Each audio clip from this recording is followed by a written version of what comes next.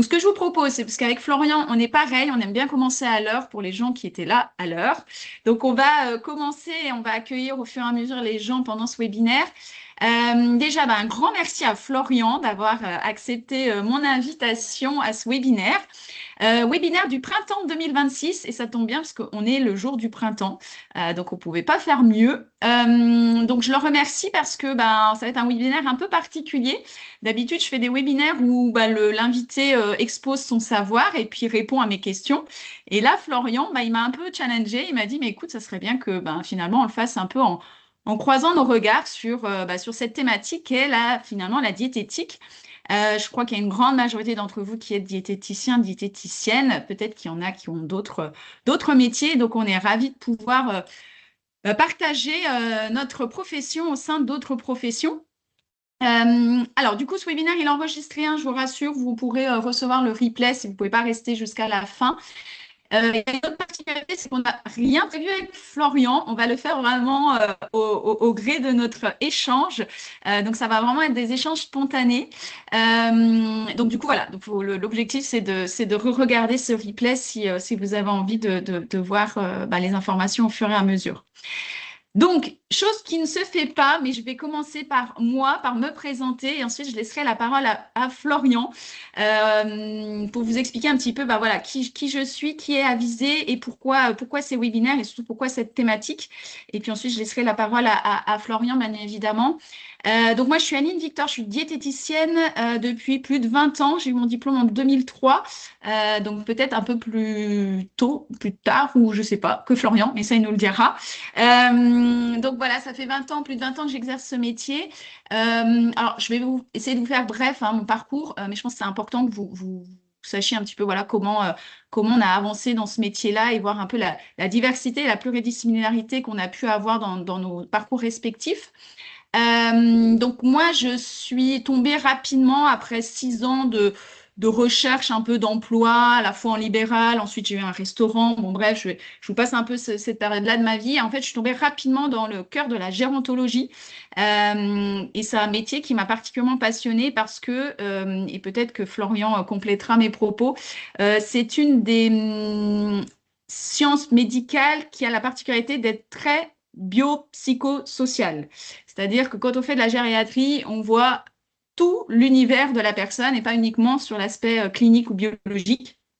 C'est vraiment ce qui m'a plu dans cette spécialisation et donc j'en ai fait vraiment ma spécialité. Donc j'ai travaillé dans la restauration collective, ensuite j'ai travaillé pour un industriel de l'agroalimentaire, ensuite j'ai travaillé pour un gérontopôle qui est une structure associative, il y en a à peu près plus de 10 ou 12 en France aujourd'hui, portée par l'Union des gérontopôles de France et donc c'est une entité qui permet justement de soutenir le bien vieillir sur les territoires. On fait de la prévention, on fait des actions de prendre soin, des actions de santé, des actions de recherche aussi. Donc, c'est des belles structures qui permettent justement de valoriser cette spécialité. Et puis, j'ai décidé il y a 2 ans de monter mon cabinet de conseil qui s'appelle Avisé, en vraiment faisant ma spécialité de la gérontologie dans le secteur du médico-social. Donc, moi, aujourd'hui, j'accompagne principalement des EHPAD, des sociétés d'aide à domicile, des résidences-services, résidences autonomie dans le sujet de l'alimentation. Et on aura donc l'occasion de réaborder ce sujet avec Florian, hein, mais du coup avec une vision très plaisir de l'alimentation, puisque du coup, moi, ma patientèle, elle a plus de 85 ans. Et donc, on a une vision complètement un peu différente, ou en tout cas peut-être une vision de la prévention et du prendre soin sur cette population qui peut être peut-être un peu différente, en tout cas qui, moi, m'a fait prendre beaucoup de recul sur mon métier de diététicien.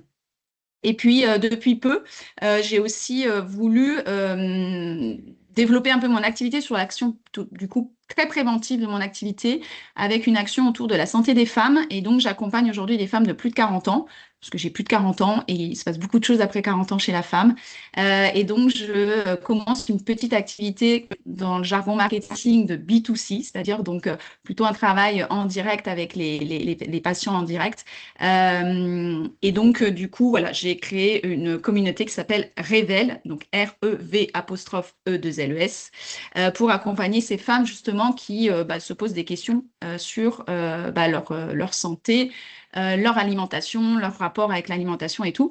Et donc, j'ai commencé à faire des formations que propose Florian, notamment l'approche diététique psycho-comportementale, parce que c'est des sujets qui forcément est intéressant quand on traite de l'alimentation individuelle.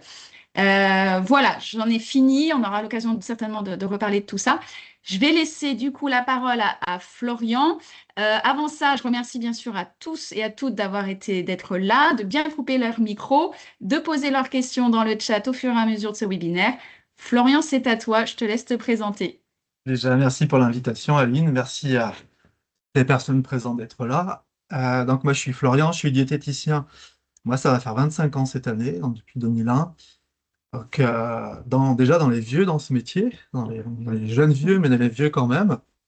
Et moi, j'ai fait ce métier de diététicien à la base parce que moi, je m'intéressais au rapport qu'il y avait avec la nourriture. Cette question du mangeur me passionne depuis toujours. La question de qu'est-ce que c'est qu'un mangeur me passionne. Et assez déçu par mes études parce qu'on m'a pas parlé de mangeur dans mes études, on m'a parlé d'autres choses, on m'a parlé de nutrition. Donc on m'a pas parlé de diététique, on aura peut-être l'occasion d'en discuter, mais la diététique et la nutrition sont deux choses différentes, qui ont des points communs mais qui sont assez éloignés, hein, là.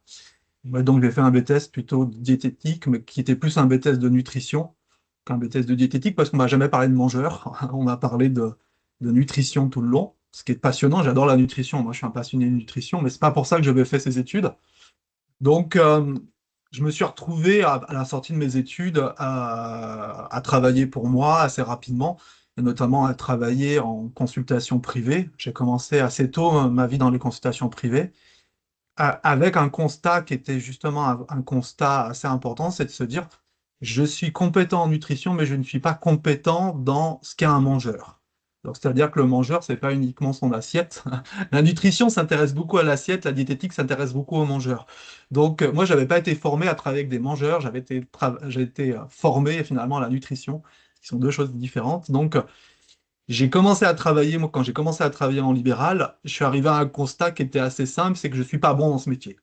Je suis pas bon dans ce métier. J'ai des connaissances en nutrition, mais je suis pas bon pour accompagner une personne à changer ses habitudes alimentaires. Je suis pas bon pour comprendre la relation psychologique avec l'assiette. Je suis pas bon dans la communication. Ça, je suis plutôt nul et j'étais plutôt même très mauvais, moi, pour tout vous dire. J'étais vraiment, je pense, archi nul. Et quand on est mauvais, ben, soit on arrête, soit on se dit je vais devenir bon. Et ce qui m'a intéressé à ce moment-là, ben, c'est de revenir finalement à pourquoi j'ai choisi ce métier, c'est le mangeur. Donc à l'époque, j'avais une amie qui était psychiatre qui m'avait sorti quelque chose qui m'a beaucoup marqué. Il m'a dit, je comprends pas trop ton métier, je suis même pas sûr qu'il soit utile, mais à ta place, moi je m'intéresserais à la psychologie du comportement, à la psychologie comportementale, parce que c'est des outils très pragmatiques qui peuvent, à mon avis, être cohérents avec ton métier. Et à cette période-là, je me suis formé, moi, en thérapie comportementale et cognitive, donc une branche de la psychologie qui est tournée vers le changement, mais pas que, à la psychologie humaniste, à la sociologie, je me suis beaucoup intéressé à l'anthropologie, pour justement travailler autour du mangeur plus que de son assiette. Donc finalement, faire ce lien entre l'assiette et le mangeur, c'était quelque chose qui me passionnait. Euh, Donc moi, vu que je suis un peu passionné, un peu obsessionnel, j'ai consacré toute mon énergie à essayer de tout comprendre là-dessus, sans me rendre compte que c'était impossible. Mais en tout cas, j'ai consacré beaucoup d'énergie finalement à utiliser des outils de psychologie comportementale et de les appliquer aux soins diététiques, hein, d'être plutôt centré sur le rapport qu'on peut avoir avec notre assiette, les processus de changement, les émotions qu'on en lien aussi avec notre assiette, avec nos choix alimentaires, comprendre plutôt la psychologie du mangeur. Et maintenant, il y a déjà quelques années, 13-14 ans, j'ai créé un centre de formation qui s'appelle le Centre de formation diététique et comportement, qui vise à proposer aux diététiciens, mais pas que, psychologues, psychiatres, infirmiers, des outils. Il y a un micro qui a allumé, je suis désolé, qui Ouais, parasite un petit peu. je vais le couper. C'est pas très Voilà. grave, mais ça risque de parasiter un petit peu. Et donc voilà, d'aujourd'hui, mon activité principale, c'est de gérer ce centre de formation où on va proposer, on est toute une équipe de formateurs, diététiciens, psychologues, etc., où on propose des outils de psychologie comportementale appliqués à l'alimentation, mais aussi aux thématiques d'image corporelle qui me sont assez chères. Donc tu parlais, par exemple, des femmes de plus de 40 ans. Et on voit qu'un des motifs majeurs en fait, de consultation en libéral, par exemple, ce n'est pas des problématiques alimentaires, mais plutôt des problématiques de relation au corps. Mm. Donc cette compréhension du lien qui existe entre la relation que j'ai avec mon corps, la relation que j'ai avec mon assiette, c'est quelque chose d'assez passionnant pour moi. Et je garde aujourd'hui une activité clinique. Je continue à consulter, mais une activité de labo. J'ai 60 créneaux par mois. Je consulte généralement 6 jours par mois, où je travaille principalement avec des personnes qui ont des troubles des conduites alimentaires plutôt sévères, mais pas que, ou des patients qui ont des troubles des conduites alimentaires dans les parcours de chirurgie de l'obésité ou des parcours TMO. Voilà un petit peu pour ma petite histoire. Je fais un petit peu, je travaille en partenariat avec des centres de recherche autour de la psychologie du comportement. Je suis enseignant dans plusieurs DU à Dijon sur psychologie et pédagogie des conduites alimentaires, à Montpellier sur le DU d'obésité, Sorbonne sur le DU végétarisme, dans lequel je propose un cours sur TCA et végétarisme. Bon, voilà, je fais pas mal de choses. On va avoir l'occasion d'en discuter. Mm. Mais ce qui me semble être mon fil conducteur, c'est effectivement cette focale sur le mangeur plus que sur son assiette qui Mm. finalement m'anime depuis maintenant 25 ans. Alors, on y reviendra sur le sujet du mangeur parce que effectivement, je te rejoins complètement. Alors, c'est vrai que moi, j'ai moins une activité en one-to-one, j'ai plutôt une activité où j'accompagne des structures à mieux prendre en charge finalement le mangeur, comme tu disais, avec cette vision soit de collectivité, soit cette vision un peu organisationnelle. Et c'est vrai que bah, l'environnement joue une place prédominante, pardon, versus bah, ce qu'on a dans l'assiette. Je vais juste revenir sur un sujet dont tu as parlé et je pense que c'est important de commencer par là. Tu as fait la distinction entre nutrition et diététique. Dans le langage courant, dans le langage commun, quand on parle en extérieur, quand on dit diététique, dans l'esprit des gens, c'est diététique égale maigrir, restrictif, enfin régime, enfin, voilà, toute la diète culture qu'on peut connaître autour des régimes. Et nutrition, on voit plutôt le côté recherche, le côté scientifique, voilà. Je voudrais bien que tu reviennes sur ce sujet. Et pourquoi je réinsiste sur ce sujet? Parce que je sais, et il y a eu un débat il y a quelques temps de ça, où certains diététiciens ne disent plus qu'ils sont diététiciens, qui donnent un autre terme, parfois même nutritionniste, pour valoriser peut-être un peu mieux leur métier. Moi, en tout cas, j'ai entendu des discours de ce type. J'ai travaillé dans des sociétés où on m'a dit, dis pas diététicien, dis plutôt responsable nutrition, parce que ça fait mieux. Je voudrais bien avoir ton avis là-dessus et peut-être qu'on clarifie effectivement ce que tu entends, toi, par nutrition et versus diététique. Ouais, c'est hyper important à différencier. D'ailleurs, moi, je suis pas partisan de j'utilise pas le terme de diététicien nutritionniste, moi, par exemple. Je sais que la FDN se bat beaucoup pour ça, pour la défense de sites. Moi, je trouve ça absolument ridicule. Euh, je vais m'expliquer un petit peu, mais je trouve que c'est un non-sens absolu. La nutrition, c'est une science dure. C'est une science dure. Elle va étudier des relations entre des nutriments et des cellules, pour faire simple. Donc ça, c'est quelque chose qu'on peut observer en laboratoire. Qu'est-ce qu'a besoin une cellule? Qu'est-ce qui se passe dans une cellule ou dans un groupe de cellules qu'on appelle un organisme, hein. Et finalement, cette interaction entre des nutriments et des cellules ou un groupe de cellules qu'on appelle un organisme, c'est la nutrition. C'est passionnant, hein. La nutrition, c'est quelque chose de passionnant, mais c'est une science qui est dure. C'est une science dure. La diététique, c'est pas une science, c'est une discipline. Donc, on n'est pas dans le champ de la science quand on est dans la diététique, on est dans le champ d'une discipline. Et c'est une discipline qui, elle, s'intéresse aux mangeurs. Donc, il fait donc appel à la nutrition, et qui va faire aussi appel à la sociologie, qui va faire appel à la psychologie. Donc, c'est une discipline qui va viser, quelque part, la diététique, à ce un mangeur arrive à prendre soin de lui dans ses choix alimentaires. Donc, c'est une discipline qui vise à harmoniser le vivant. Mais elle va harmoniser non pas que la santé physique, ce que vise la nutrition, c'est une harmonisation de la santé physique. La diététique, elle va viser à harmoniser la santé du mangeur par ses choix alimentaires. Donc, autant sa santé physique que sa santé mentale et que sa santé sociale. Donc, par exemple, une pizza partagée avec des amis, c'est du soin diététique, c'est de la diététique. Pourquoi? Parce que cette pizza, elle va contribuer à ta santé sociale. Mm. Donc, la focale n'est pas la même. Déjà, c'est pas une science, c'est une discipline qui fait donc appel à des sciences et qui est beaucoup plus large que la nutrition, parce qu'elle s'intéresse finalement au mangeur dans sa globalité, hein. Et ça a été défini pas par moi, hein, cette histoire, c'est pas moi qui ai défini ça, c'est pas, j'ai un peu plus d'humilité que ça. Ça a été défini par nos amis les Grecs. Il ne faut pas oublier que ce mot diététique, qui n'était pas une science mais une discipline, était une discipline qui a été, le mot vient de Daiata, hein. Daiata, dans la Grèce antique, c'était, en gros, on traduit souvent ça à tort par art de vivre, absolument pas. C'était style de vie. La diététique, dans la Grèce antique, c'était pas un art de vivre, c'était un style de vie. C'était un style de vie qui incluait nos choix alimentaires, la convivialité, le partage, mais également la sexualité, l'activité physique. C'était une manière de bien vivre. C'était l'art de bien vivre, de faire des choix qui nous permettent de bien vivre. Et donc j'en reviens, moi, à cette définition antique, parce que, comme tu l'as évoqué, il y a eu une perversion grave, c'est que ce mot diététique a commencé à définir autre chose que ce que je suis en train d'évoquer. Pour moi, c'est harmoniser le vivant par nos choix alimentaires. C'est tout ce qui va harmoniser le vivant, quoi, la diététique. Qui va harmoniser ton cœur, ton corps, ton lien social. C'est ça, la diététique, comme l'avait pensé.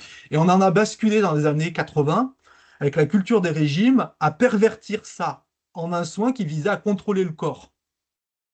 Et dans lequel la profession s'est engouffrée, hein. C'est engouffré, c'est-à-dire le diététicien, c'est celui qui faisait perdre du poids.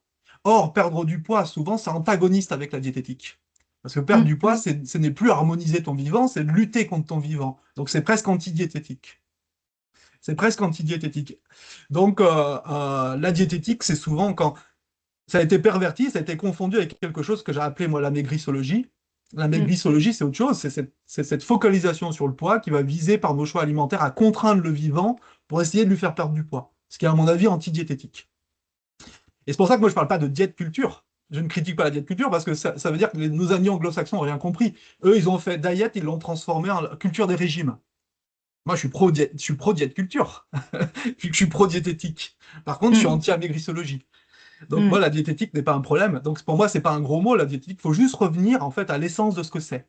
Cette discipline qui harmonise le vivant, qui va permettre, parce que tu fais des choix dans ton alimentation, à bien vivre.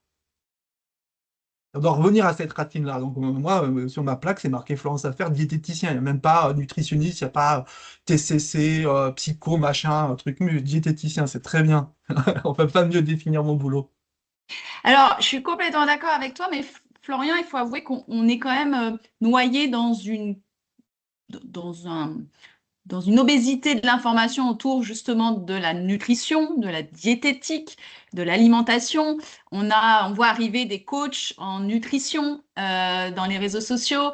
On a des gens qui se prennent pour des diététiciens mais qui ne le sont pas. Toi, tu penses qu'il faut justement porter haut et fort le fait qu'on soit diététicien effectivement en changeant le regard de ce métier-là, ou est-ce que enfin voilà, comment tu te positionnes par rapport à ces gens qui essayent de faire comme nous, mais avec beaucoup de mal et ils font plus de mal que de bien, et qui finalement eux, justement, ont cette vision du mangeur parce qu'ils jouent vachement sur les points de douleur des gens, hein. C'est vous êtes mal dans votre peau, on va faire de vous des gens merveilleux, les plus forts, les meilleurs, etc. Quelle est ta vision, toi, de notre environnement qui nous pollue, nous, diététiciens, qui essayons de faire les choses correctement? Moi, ma vision, c'est que la diététique, c'est un soin, qu'un soin, ça doit être fait par un professionnel du soin. Après, c'est du marketing. Si tu veux, globalement, les gens sont en situation de vulnérabilité. Le capitalisme fait qu'il faut répondre à ça, faire des produits autour. Donc, il y a tout un business qui s'engouffre dans faire des produits autour du mal-être, avec des trucs, je suis coach en machin, je suis bidule truc. On a même des coachs dans les TCA aujourd'hui. Il y a des gens, ils vont même plus voir des psychiatres ou des diététiciens, ils vont voir un coach TCA. Est-ce que tu as un coach en schizophrénie? Est-ce que tu as un coach est-ce que tu as un coach en trouble borderline? Est-ce que tu as un coach tu vois, donc faut remédicaliser, faut reprofessionnaliser et sortir en fait de ces dérives, mais au moins c'est des dérives néo-capitalistes, quoi.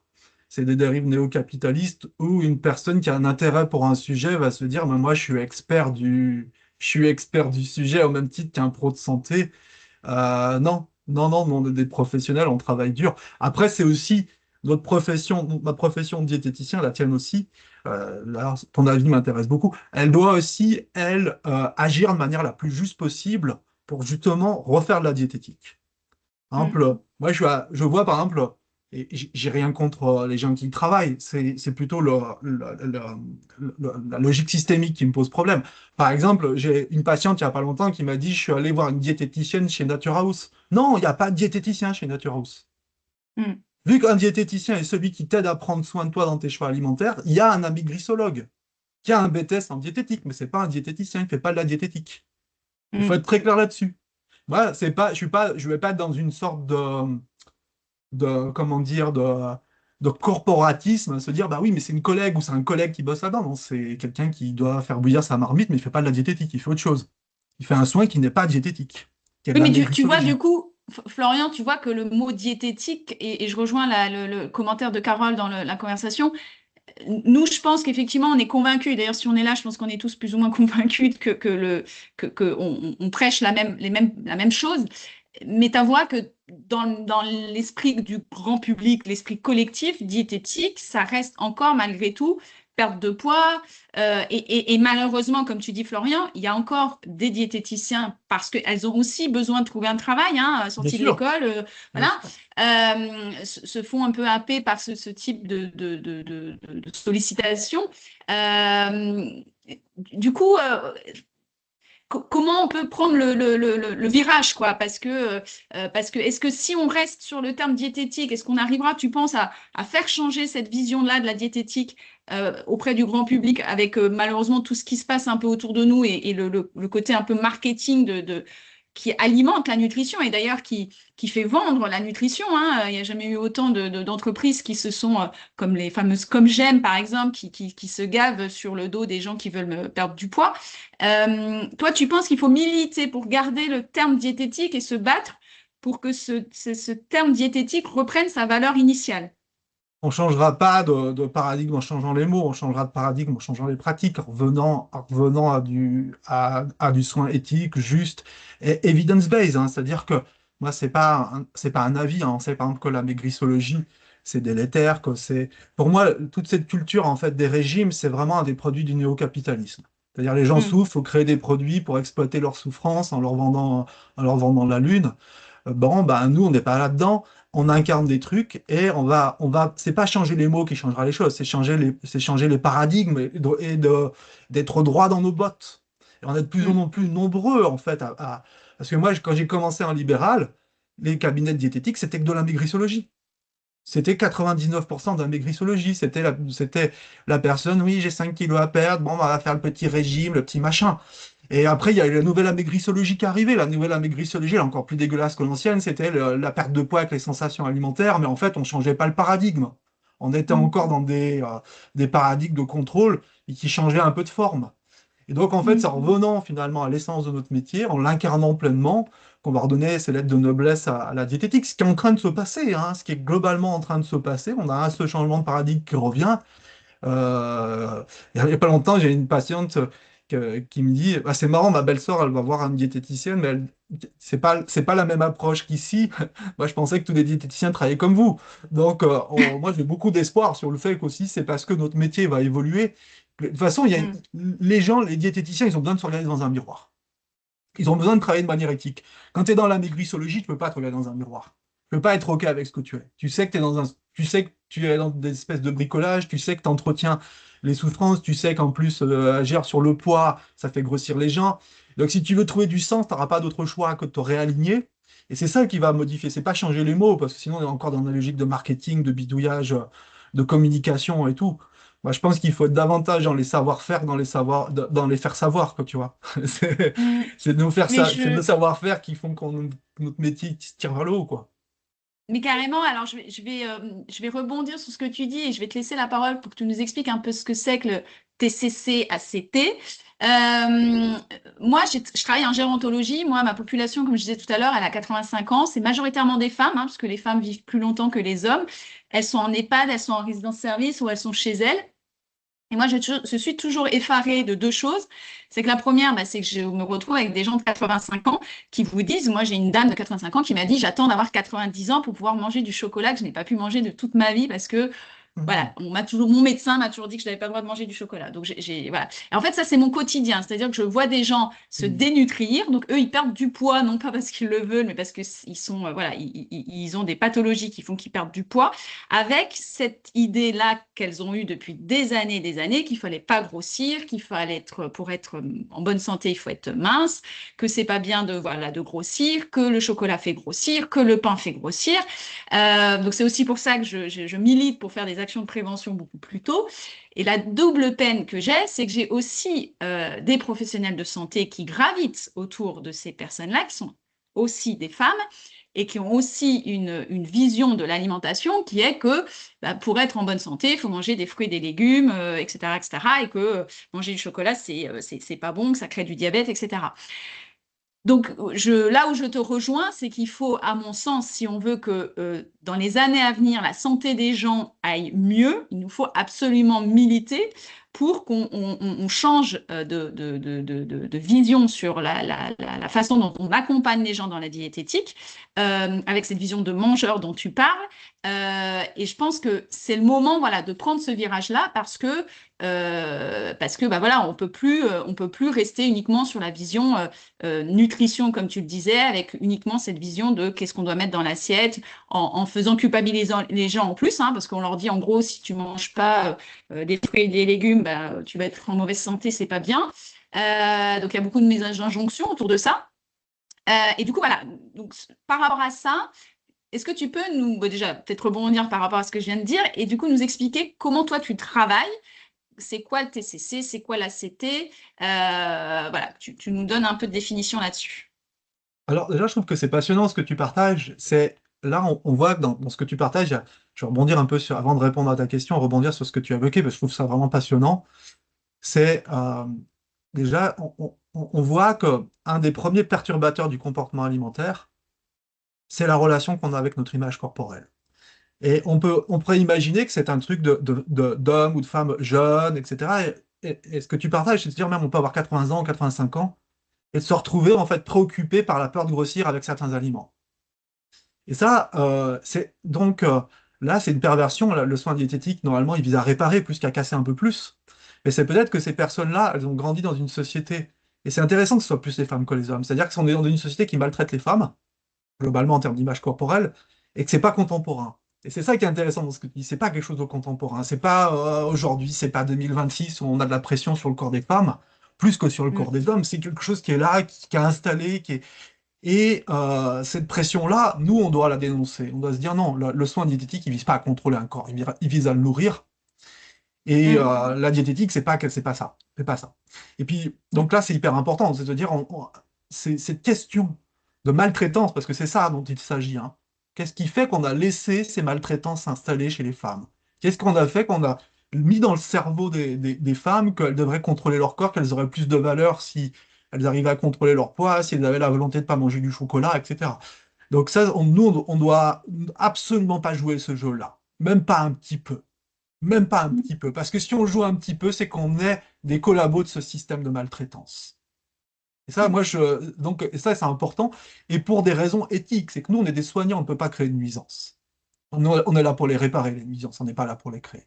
Donc là, je pense qu'un des points d'évolution, ça va être aussi le fait qu'on utilise, que les diététiciens commence à réfléchir en termes d'éthique. C'est-à-dire qu'il n'est pas du tout présent dans la formation des diététiciens. Moi, j'ai eu aucun cours d'éthique. On m'a pas expliqué ce que c'était un corps, on m'a pas expliqué ce que c'était que du soin. Mm. On m'a jamais Mm. expliqué ce que c'était du soin, moi. Mm. Scandaleux, je suis soignant, on m'a pas expliqué ce qu'était du soin. Le soin ne peut pas nuire. Si on m'avait expliqué ça, c'est bon, c'était clair. Le soin ne peut pas nuire. Donc, nous, on a des réparateurs de ça. Donc, c'est intéressant de se dire que on peut se retrouver avec des femmes de 85 ans qui ont des problématiques d'image corporelle et qui interfèrent finalement avec leurs soins diététiques. Parce que Mm. manger du chocolat, c'est bon pour la santé, peut-être pas physique, j'en sais rien, certainement un peu, mais c'est bon pour la santé mentale. C'est c'est aussi pour ça qu'on mange. Donc Mm. et il y a une deuxième problématique, c'est que la diététique, faut comprendre ce que c'est, ça ne s'improvise pas avec des croyances sociétales, ça ne s'improvise pas avec des représentations sociétales. L'infirmière, le médecin, le gériatre, qui lui, son soin diététique, il le pense avec des clichés de société, c'est pas possible. Ça n'a pas sa Mais le place dans le travail va soin. être lent, Florian. Le travail va être Ben lent. oui, mais on est là pour ça. Et puis nous, on est des formateurs. Donc, si notre business ne dépend que de ça. Donc, continuons. Objectivement, moi, je rêve que mon métier n'a plus besoin d'exister. Je rêve d'être au chômage. Mais effectivement, c'est en allant former les médecins. Leur dire, c'est quoi le soin diététique? Comment ça marche un corps? C'est quoi ce Mm, soin diététique? Comment ça marche? mm. Comment ça marche? Et par exemple, on a montré que plus un médecin était ignorant, plus il était grossophobe. Donc, c'est la principale facteur de grossophobie dans le soin. Parce que ça peut être aussi ça, hein. Tu vas voir ton médecin, tu as des kilos en trop, il va te dire, bah, perdez du poids. Vous êtes trop gros, vous êtes trop machin, vous devriez. Ça s'appelle de la grossophobie. La grossophobie, le premier facteur de grossophobie ou de soins inappropriés, c'est la méconnaissance. C'est le manque de culture. Donc, à nous d'aller expliquer aux médecins qu'est-ce que c'est qu'un comportement alimentaire, comment ça marche, comment ça se régule. Donc, à nous de faire le boulot. Parce que la majorité des soignants, quand on leur explique, ils changent leur pratique. Vu que les soignants sont bienveillants par essence, sinon ils Bien ne feraient pas sûr. de soins. 99%, il y a des gens malveillants, mais ils sont archi minoritaires. À nous d'aller faire changer les paradigmes. À nous d'aller leur expliquer comment ça marche. Et c'est pas des points de vue, c'est aussi on se base sur des données qu'on appelle evidence-based, basées sur les preuves. Mm, Quand on me dit, mm. toi, t'es anti-régime, c'est un point de vue ou je sais pas quoi, t'es anti-restriction, non, c'est pas un point de vue. C'est que la science me dit que ça, c'est néfaste, donc je fais pas. Mm, La mm. science me dit que c'est néfaste, donc je fais pas. C'est aussi simple que ça. C'est aussi simple que ça. Après, ta deuxième question, c'est qu'est-ce que c'est que les thérapies comportementales et cognitives, dont l'acte que je pratique? C'est notamment, je vais parler un peu d'acte. La thérapie d'acceptation d'engagement, c'est une forme de TCC qui va viser à remettre de la flexibilité dans le comportement alimentaire et qui va aider une personne finalement à réengager ses comportements en direction de bien vivre plutôt que survivre. Donc c'est une thérapie qui va se baser sur trois grandes compétences, qui va être se reconnecter à ce qui se passe en soi, nos émotions, nos besoins, hein, simplement se reconnecter à ses besoins. Je pense à ta patiente qui dit, je mange pas de chocolat, j'attends d'avoir 90 ans. Peut-être qu'elle se coupe de ce besoin de chocolat. Peut-être qu'elle Oui. essaie d'utiliser son mental pour se couper de ce qu'elle ressent. Ben là, c'est de se dire, j'ai un besoin qui s'appelle manger du chocolat, comment je peux me le réapproprier? Comment je peux être à l'écoute de ma caisse de résonance, qui est mon corps? Donc ça, c'est notre premier acte de travail, c'est de se reconnecter à ce qui se passe à l'intérieur, au vivant, quoi. Le vivant, c'est la caisse de résonance, c'est les tripes. Donc on va avoir tout ce travail de reconnexion au vivant.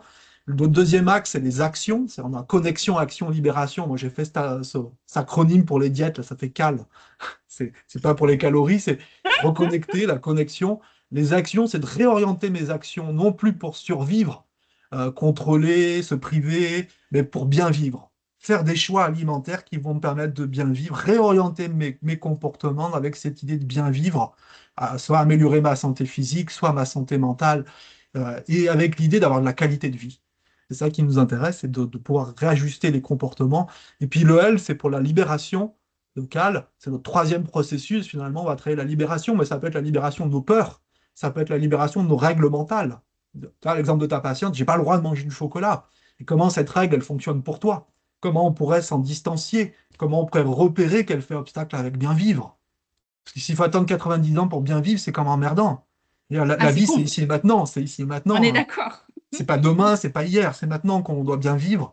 Donc, comment je peux me libérer de cette peur, de ces croyances, de ces représentations qui ont une histoire, hein, et comment je vais pouvoir m'en distancier, comment je vais pouvoir me reconnecter à ma boîte de résonance et comment je vais pouvoir mieux orienter mes comportements en direction de ce que j'appelle être égoïste, hein, bien vivre, hein, avoir une vie y compris dans nos choix alimentaires.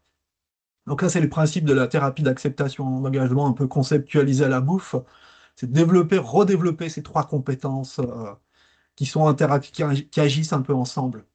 Mm. Donc ça replace en fait les valeurs humaines, c'est très humaniste comme approche parce que notre focale, c'est pas d'avoir les bons comportements, c'est d'avoir les comportements qui nous permettent d'avoir une vie qui marche. Est-ce que tu Et penses, Florian, que notre environnement, tel qu'elle est aujourd'hui, tel qu'elle est en train de se construire, au regard de, voilà, de tout ce qui se passe, hein, de comment notre monde évolue, est-ce que toi, tu es plutôt serein en te disant finalement on va dans le bon sens? Alors j'entends quand tu dis hein, les diététiciens sont en train de changer de méthodologie et de prendre conscience de la nécessité d'avoir cette vision psychosociale. Euh, Comment toi, tu perçois l'humain dans cet environnement qui est quand même dur, hein? on est stressé, on court après le temps, on a justement ces réseaux sociaux qui nous polluent de tout l'inverse de ce que tu es en train de nous dire. Comment toi tu vois les choses par rapport à cet environnement? Et je ne sais pas, est-ce que tu serais OK, toi, de partager ton point de vue là-dessus avant que je partage le mien, parce que j'ai l'impression que j'ai plus parlé que toi, j'ai ce souci un peu d'équité entre toi et moi. Est-ce que Non, tu serais bah, moi OK de... j'ai l'impression effectivement que à chaque fois qu'on fait quelque chose, c'est une goutte d'eau dans un océan parce que on est rapidement pollué par. Moi, alors, ça fait très récemment que je suis sur les réseaux sociaux type Instagram et TikTok, et c'est vrai qu'on se dit parfois, est-ce qu'il ne faudrait pas au-delà de nos valeurs, notre éthique, est-ce qu'il ne faudrait pas qu'on revoie quand même notre méthode marketing? Alors, je sais que c'est un vilain mot quand on parle de marketing, parce qu'on voit tout de suite le côté business, mais je me demande si à un moment donné, si on ne veut pas prendre les devants par rapport à cet environnement qui est quand même très autour de l'attention, hein, on est dans l'ère de l'attention, on est happé par nos smartphones à longueur de journée. Je me demande qu'à un moment donné, jusqu'où l'éthique est nécessaire, mais jusqu'où à un moment donné, il ne va pas falloir qu'on use des techniques de ceux qui savent faire pour toucher le consommateur, pour se mettre en avant et mettre peut-être un pas de côté notre. Je ne dis pas d'aller à l'encontre de notre éthique, hein, mais voilà, de faire un peu aussi, nous, de marketing pour que on nous voit, on nous entende et qu'on soit peut-être plus fort que ceux qu'on voit quand même majoritairement dans cet environnement. Je Oui, n'ai je pas suis répondu assez... à ta question, mais c'est Ouais, un ouais. peu Ouais, ouais, bien sûr, si, si, ça c'est clair. Je suis assez d'accord avec ça, c'est-à-dire qu'il faut donner de la visibilité à notre métier, faut le défendre, mais pour le défendre, il faut qu'on soit aligné, tu vois, il faut vraiment qu'on ouais. ait des pratiques qui soient claires et qu'il y ait plus de place, en fait, pour des dérives, en fait, c'est ça. Donc notre métier, on Mais va pas comment faire? réfléchir, C'est ça. et après c'est communiquer, mais bien qu'on ait conscience, moi je vais être... je pense qu'il faut amener des nuances et je pense que tout à fait, faut que notre métier soit plus connu, qu'on puisse parler d'un soin plus éthique, plus respectueux, faut qu'on puisse mettre ça davantage en avant. Mais il faut quand même avoir bien conscience que c'est pas le principe du néo-capitalisme et que globalement, on vit pas dans un monde on vit dans un monde où ce qui compte, c'est le temps d'attention pour nous vendre des produits. Donc, que ce soit les réseaux sociaux, la télévision, l'industrie, d'une manière générale, le monde dans lequel on est ne centre pas notre bien-être. Le monde dans lequel on est centre une logique économique. Et puis Et c'est comme tout, ça tout de suite. pour le meilleur et pour le pire. Hein. C'est-à-dire que le néo-capitalisme, il amène. Est-ce qu'il est compatible avec un état de santé optimal? Moi, je ne le crois pas, par exemple. Tu vois, si tu me demandes un avis politique sur la chose, moi, ça Mm, serait la dernière scène du Fight Club où on fait tout péter. Tu vois. Mais mm, en même temps, j'ai conscience qu'on vit dans ce monde-là, il va falloir s'y adapter. Il va mm. falloir s'y adapter, qu'on doit donc forcément mieux faire connaître notre métier, mais on se bat contre des industries. Qu'est-ce qui fait qu'aujourd'hui, on ne fait pas des problématiques d'image corporelle qui touchent sévèrement une femme sur trois, qui est en souffrance psychologique sur la question d'image corporelle? Qu'est-ce qui fait qu'on ne fait pas de la santé mentale de nos enfants des priorités? Mm, Bah, parce que pour faire de ça des priorités en termes de santé publique, il faudrait effondrer des industries. Il faudrait défoncer des industries. L'insatisfaction corporelle des femmes, par exemple, nourrit une industrie extrêmement prolifique en France. Hein. C'est un mm, business qui chiffre en milliards. mm, On n'a aucun intérêt à ce que les femmes aient un bon rapport avec leur corps. On n'a aucun intérêt à ça. Donc on va forcément être dans ce système qui est dysfonctionnel, dont on nous fait croire qu'on nous parle de santé, mais on s'en fout. Ce qui prime, c'est l'économie. Donc, on se bat là-dedans. Après, je pense, moi, je ne crois pas au déterminisme.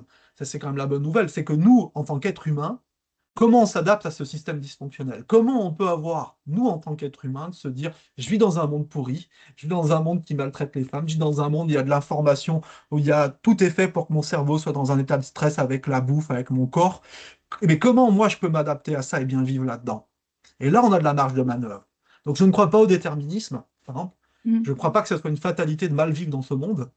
mm. On peut choisir de couper les réseaux sociaux. On peut choisir aussi, nous, de se positionner justement en termes de valeur et de se dire c'est quoi le sens que je veux donner à ma vie, c'est quoi bien vivre pour moi, et de s'auto-normer finalement et d'orienter nos comportements. Donc je pense que tu vois, il y a un gros travail aussi qu'il y a à faire aussi à un titre. Un diététicien, il peut aider la personne justement à se réaligner justement à ce qui donne du sens à sa vie, ce qui lui permet de bien vivre, plutôt que de se laisser happer aussi par ce monde dégueulasse dans lequel on vit, quoi. Tu vois, j'ai lu une étude qu'une petite fille sur deux à 8 ans se trouve déjà trop grosse.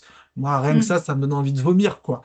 Ça me donne envie de vomir. Après, la seule chose que je peux faire, c'est à titre individuel, comment j'éduque mes enfants, comment je leur permets de survivre dans ce monde dysfonctionnel, comment je leur permets d'avoir une bonne santé mentale.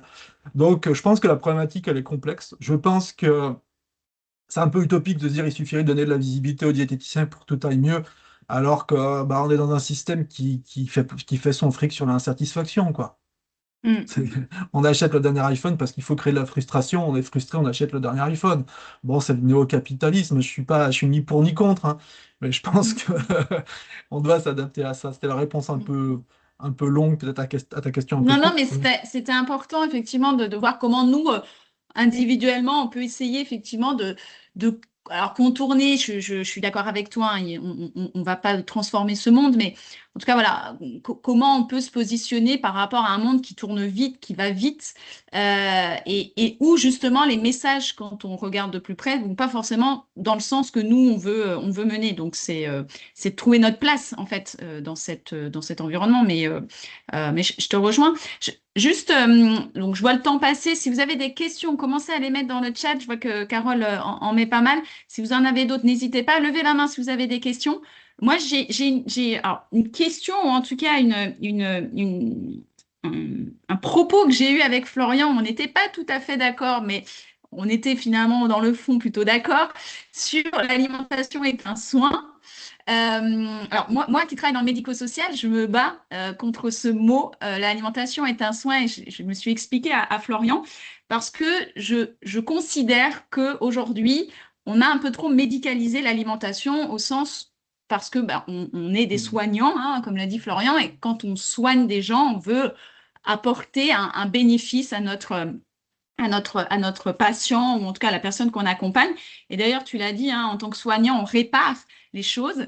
Mais j'ai le sentiment, en tout cas dans le secteur du médico-social, que d'avoir trop voulu confier l'alimentation dans les mains des soignants, et notamment non pas des soignants diététiciens, parce que dans le médico-social, il y a quand même très peu de diététiciens, c'est plutôt des Mm. infirmières, et j'ai rien contre les infirmières, hein, mais des infirmiers, des médecins, des cadres de santé.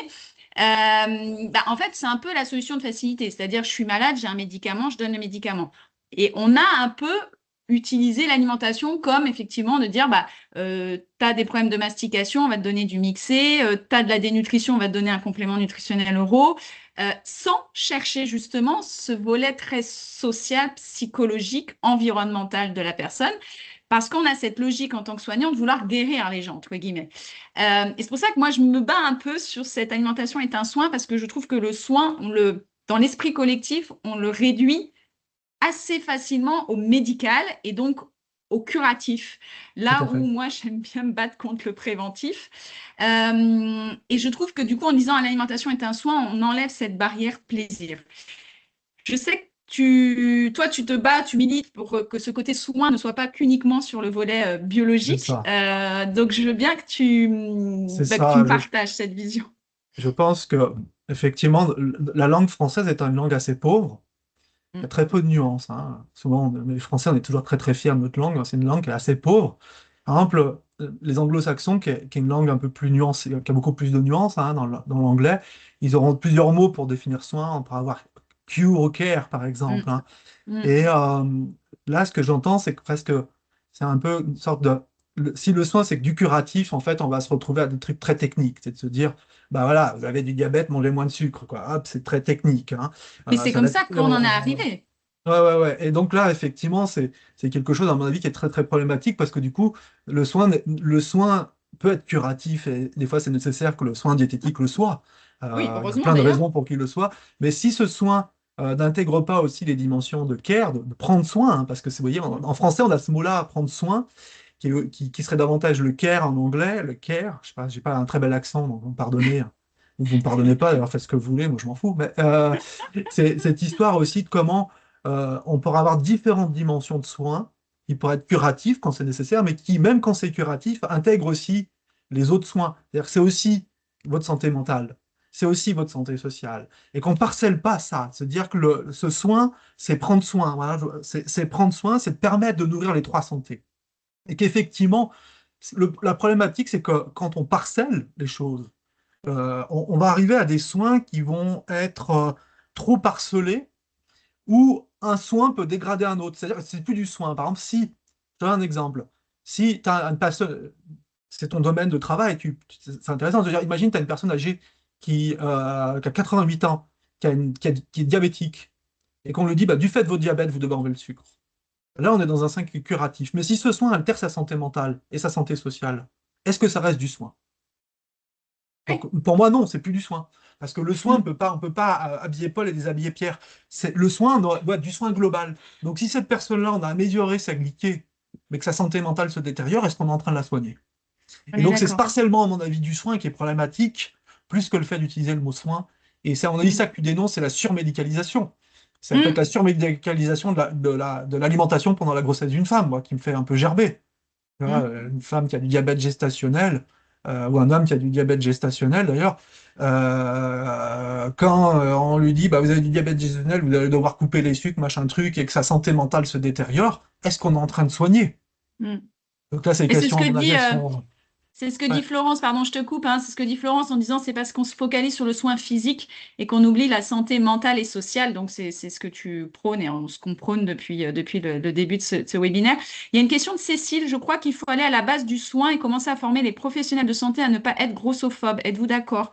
Là, je veux bien ton Bah, avis. D'un coup. ça fait 20 ans que je travaille là-dessus. La bonne nouvelle, c'est qu'en fait, il y a personne qui est grossophobe la Oui, par grossophobie, désir. c'est le fruit de l'ignorance. En fait, il y a des gens qui sont vraiment grossophobes. C'est comme le racisme. Il y a des gens qui sont vraiment très racistes. Ils vont te dire, moi, Mm. j'aime pas, c'est des sales bougnoules, je sais pas quoi, ça existe. Et il y a beaucoup de gens qui ont des comportements racistes par méconnaissance. Et Mm. donc, la grossophobie, c'est un peu la même chose. La grossophobie, en fait, c'est le manque de culture sur la maladie obésité qui amène à la grossophobie. Moi, tout ce que j'ai pu observer pour avoir formé des sages-femmes, des gynécos, etc., à ces thèmes-là de la grossophobie, c'est que quand on les forme correctement, ils ne sont plus grossophobes derrière. Donc, c'est le manque de culture sur cette maladie qu'est l'obésité, qui est une maladie, qui n'est pas un choix de vie, qui est une maladie qui est dure à traiter, qui est difficilement réversible, qui est plutôt le fruit de malchance que de choix individuels. Quand Mm. on a compris cette maladie, qu'on forme les soignants à ça, ils ne sont plus grossophobes, ils n'ont plus d'attitude grossophobe, ou ils en ont beaucoup moins. Donc, on a du boulot à faire, c'est d'aller former, former. Mais on ne peut pas en vouloir à un médecin de ne pas avoir été formé, c'est-à-dire ils font comme ils peuvent. Moi, je suis jamais jugeant. Certainement que moi, je peux avoir des propos grossophobes sans m'en rendre compte, ou en avoir eu sans m'en être rendu compte. L'idée, c'est de Mm. vraiment avoir une culture de compréhension de qu'est-ce que c'est qu'un corps, qu'est-ce que c'est que l'obésité. C'est comme ça qu'on s'en sortira. Et c'est pas en dénonçant la grossophobie, en disant il y a des médecins grossophobes. Ça marchera pas. C'est de se dire comment on va les aider à avoir une Mm. culture qui leur permet de s'ajuster.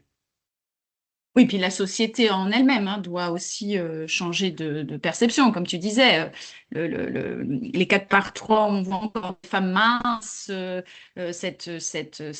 conformisme à être absolument mince pour dire qu'on doit appartenir à cette société. Enfin voilà, La il société y a n'a beaucoup aucun de... intérêt. Je pense qu'on n'a aucun impact sur la société. La société n'a aucun Non, c'est intérêt à ce que sûr. la grossophobie disparaisse, parce que si la grossophobie disparaît, et si les gens sont bien dans leur corps, il y a trop de business qui s'effondre. Mm. Il y a Mm. trop de business qui s'effondrent. Mais vraiment, hein, vraiment, c'est des choix politiques de maltraiter les femmes. D'ailleurs, ce qui est intéressant, c'est de se dire, c'est qu'est-ce qui fait qu'on maltraite plus les femmes que les hommes? Qu'est-ce qui... c'est quand même... Et d'ailleurs, Alors, je rebondis, Florian, parce que tu m'as dit un truc qui m'avait interpellée quand on s'est eu au téléphone. Tu m'as dit que globalement, les gens sont plus confiants quand c'est un diététicien que quand c'est une diététicienne. La perception quand même encore de... Alors, effectivement, hein, la place de la femme dans la société en tant que salariée et perception de ses capacités. J'étais assez surprise de ça. Alors peut-être parce que je travaille très peu avec des diététiciens, je travaille plutôt avec des diététiciennes. Mais ça, c'est quelque chose que tu vois, peut-être pas régulièrement, mais c'est quelque chose que tu as soulevé en tout cas. alors moi, ce que j'ai soulevé, et c'est aussi pour ça que je voulais que, tu vois, on soit tous les deux dans cette intervention, Ouais. c'est globalement, le métier de diététicien, c'est un métier qui est à 90-95% féminin, Oui. et que nous, les hommes, quand on a un peu de compétences, les autres, et qu'on les partage, on est tout de suite perçu comme quelqu'un de compétent, de valable et de sûr, alors que, d'ailleurs, on est largement mis en avant en avant, hein. Il y a plein de diététiciens, on a un président d'Asso qui est un mec, il n'y a pas longtemps, par exemple, j'étais sollicité pour un colloque TCA, et puis je n'étais pas dispo, puis je dis, je suis vraiment désolé, je suis pas disponible. Et la première question qu'on m'a posée, est-ce que tu as le contact de Nicolas Sahuc et de Duncan Benveniste?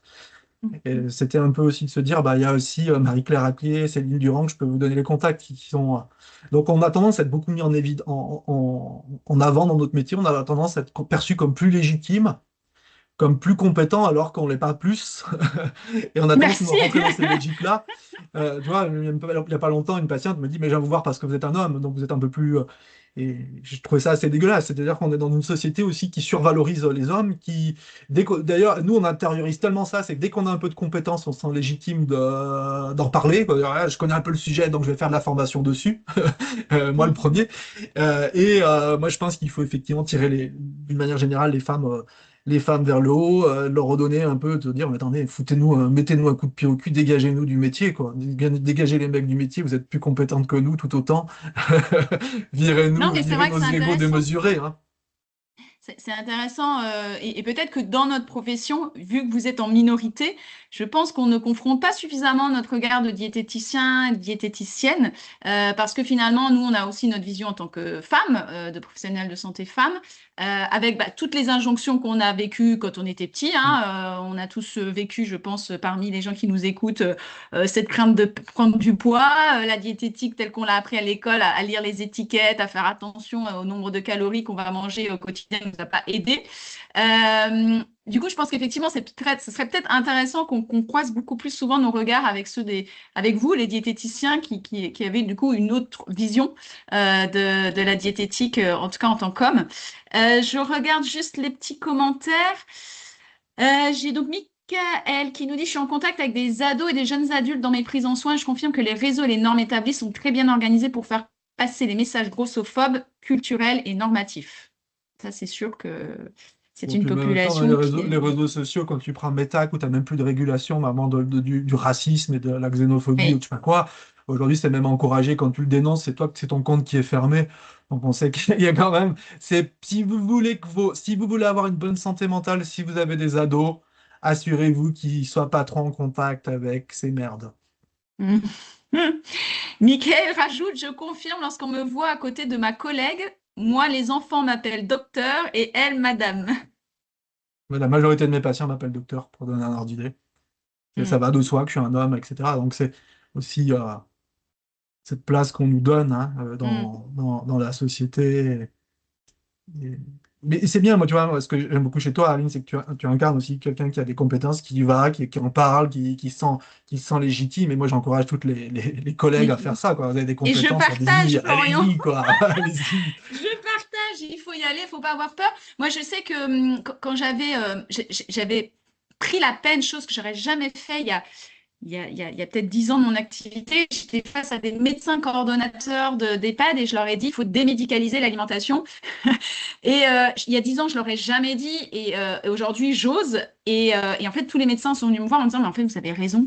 Et quand j'ai dit ça à mes collègues diètes, elles m'ont dit, ah, mais en fait, ça fait des années qu'on pensait ça, mais on n'osait pas le dire parce qu'on savait pas si on était légitime pour pouvoir le dire. Donc moi, je te dis aujourd'hui, vous êtes légitime, enfin, on est tous légitimes à partir du moment où, comme tu le disais, Florian, on a de l'expérience, de l'expertise et on a ce savoir qui est en nous. Il faut y aller. Et même au pire, alors moi, j'en ai rencontré hein, des médecins, des infirmiers, des cadres de santé qui étaient contre moi, qui disaient que c'était nul ce que je disais. On peut ne pas être d'accord, mais il faut, comme tu le disais, rester sur ses convictions et surtout pas vouloir changer parce qu'on n'est pas médecin ou parce qu'on est, entre guillemets, juste diététicien, quoi. Depuis le début, je confronte vos regards sur vos études de diète. Les miennes sont pourtant bien plus vieilles, mais je n'ai pas du tout ce souvenir-là, ou alors c'est que j'étais déjà dans l'état d'esprit qui a été le mien sur ce métier toute ma vie. D'accord, oui, donc elle plutôt va plutôt dans notre sens. Alors oui, hein, après on pourrait reparler de la formation initiale du BTS diététique, c'est sûr, mais je pense qu'il est nécessaire et nos expériences montrent qu'il ne faut pas se limiter à notre BTS, il faut aller plus loin, il faut continuer à se former, il faut être curieux, aller à la recherche un peu de ce qui se passe ailleurs. D'ailleurs, Florian, ça va être un peu ma question finale, puisque le temps passe vite. Quel conseil tu donnerais, toi, aux diététiciens, même si on l'a déjà un petit peu dit, voilà, s'il fallait un petit peu conclure sur ce temps de webinaire, qu'est-ce que tu dirais aux collègues, alors diététiciens ou pas, hein, il n'y a peut-être pas que des diététiciens dans la salle, mais qu'est-ce que tu donnerais? Alors, je sais pas si je suis là pour leur donner des conseils, mais Un avis en tout cas. moi, je suis globalement partisan de la formation continue, mais quand je dis ça, c'est mon business, donc c'est pas très. Ben non, C'est un petit mais conflit d'intérêt de le dire. non, mais c'est Mais que ce important. soit faire des DU, se former, parce qu'effectivement, dans nos métiers, on a une expertise qui est plutôt bonne en nutrition, mais qui est pas très très bonne en diététique. Donc de pouvoir mieux comprendre le rapport à l'humain, mieux comprendre les sciences humaines, la sociologie, la psychologie du comportement, et de pouvoir aussi se poser des questions d'éthique. À mon avis, c'est aussi là-dessus que j'aimerais insister, c'est de se dire, pour moi, si on se pose des questions d'éthique, qu'est-ce qu'un corps, qu'est-ce que du soin, qu'est-ce qui est nuisible, qu'est-ce qui l'est pas, d'avoir un peu cette réflexivité sur les pratiques, ça amène finalement la logique de formation derrière, et je pense que c'est ce qui manque un petit peu finalement, dans le soin diététique, c'est la question de réflexion éthique, qui doivent être Mm, collégiales, à mon avis, des fois, c'est de se réfléchir à réfléchir à plusieurs et de se dire ce qu'on propose là, c'est éthique, qu'est-ce qui serait éthique? mm, Qu'est-ce qui serait éthique? On en revient à ce que tu disais, tu vois, en gériatrie, c'est ça, quoi, c'est de se dire, mais là, est-ce que finalement, cette patiente-là de 85 ans qui est diabétique, est-ce que c'est éthique finalement de lui donner un régime sans sucre? Est-ce qu'on peut être nuisible en faisant ça? Est-ce qu'on crée de la mm, nuisance? Et d'y mm, réfléchir ensemble, plutôt que d'avoir des postures en fait de protocole de soins où la T2A n'a pas aidé, hein, où on est dans des espèces de trucs, maintenant on fait des protocoles de soins, de revenir à ces réflexions éthiques, à cette réflexivité. Si cette réflexivité est le cœur de vos pratiques, forcément vous allez derrière vous former, vous ajuster et penser le soin, quoi. mm. Et Et moi, toi, je dirais Aline? que Ouais. ouais, bah, moi, bah, bien sûr, je suis complètement en phase avec toi. Après, moi, je dirais qu'il faut oser. Il faut, alors bien sûr, en plus de se former, être curieux, aller questionner les gens, il faut surtout oser. On a quand même une particularité dans notre métier, c'est qu'on a un métier 360. Nous, quand on intervient, alors quand on est en consultation, bien évidemment, on a cette vision 360 de la personne, mais même quand on travaille dans des structures, on doit absolument avoir cette vision 360 parce que il faut qu'on arrive à convaincre le médecin, l'infirmier, le kiné, enfin, toutes les personnes qui sont autour de la personne. Parce que moi, je reste persuadée qu'on arrivera à changer cette vision de la diététique si tout le monde, mais quand je dis tout le monde, pas que notre profession, hein, mais tous les professionnels de la santé, ou en tout cas les professionnels du prendre soin, auront à un moment donné la même image de ce que c'est que la diététique. Et donc, il faut absolument qu'on véhicule ce message-là, non pas uniquement aux personnes qu'on accompagne, mais aussi aux personnes qui travaillent avec nous et qui doivent travailler avec nous pour qu'on soit cohérent dans nos messages, cohérent dans le discours qu'on porte. Parce que ce qui tue notre profession aussi, c'est parce que quand tu as malheureusement un kiné, une infirmière qui va voir ton patient de 3 semaines après, qui va lui dire non, non, mais faut pas manger de chocolat, madame, le chocolat, c'est pas bon pour votre diabète. Ben voilà, et tout ce que tu as fait pendant des semaines et des semaines, ben, tu peux te faire tuer par un infirmier ou un kiné qui va dire l'inverse. Donc, je pense qu'il faut aussi travailler avec les autres et oser voilà, se positionner en tant qu'expert et risque à voilà, ne pas être d'accord, ça peut arriver, mais en tout cas, il faut asseoir notre expertise en tout cas. Ouais, ouais, bien sûr. Alors, il y a une demande de Michael. À quand un colloque pour notre profession qui est tellement vaste et pouvoir définir des prises de soins adaptées?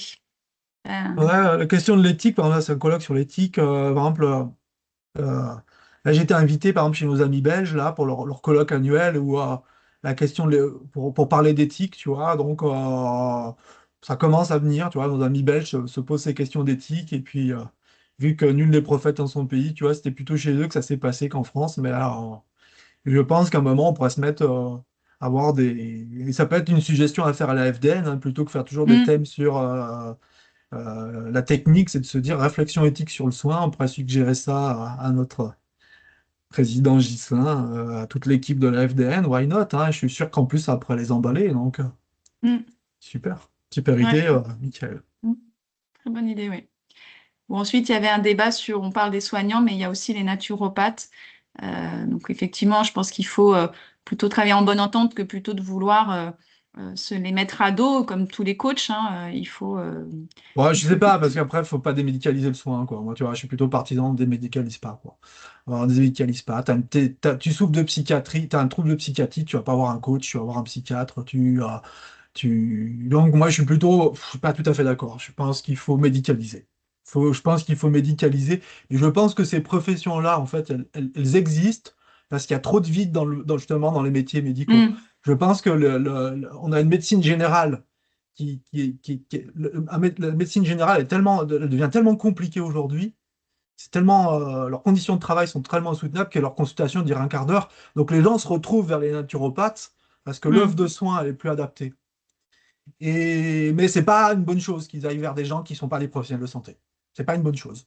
C'est pas une bonne Non, mais chose. d'où le fait qu'il faut qu'on comprenne pourquoi ces gens, comme tu dis, pourquoi ces gens vont chez les naturopathes, pourquoi ils vont voir des coachs en nutrition, pourquoi ils vont voir des coachs, des thérapeutes qui ne sont pas des psychologues, ou etc. Et effectivement, il faut essayer de comprendre ça. Alors, on ne changera pas le système des médecins, hein, mais en tout cas, de prendre cette réflexion pour en faire une force pour nous qui sommes effectivement des professionnels de santé. Des Des livres à vous livres à conseiller, conseiller. Ouais, j'allais dire, il y en a des tonnes de ça dépend. bouquins autour de ça. Après, si vous voulez acheter le mien, chaque fois que vous achetez mon bouquin, je gagne à peu près 1,70 € dessus, donc je peux me payer presque un café, pas à Paris. Et si vous l'achetez par camion, si vous en achetez 10, je peux me faire un repas. Après, non, il y a des tonnes de bouquins qui peuvent être sur les comportements alimentaires. Il y a plein de bouquins qu'on pourrait vous conseiller sur la sociologie de l'alimentation, parce que c'est, à mon avis, aussi quelque chose qu'il faut Mhm. aborder. Les thèmes qu'on a abordés sont larges, mais lisez des trucs de sociologie de l'alimentation, là, c'est tellement passionnant, la sociologie. Mm, tout à fait.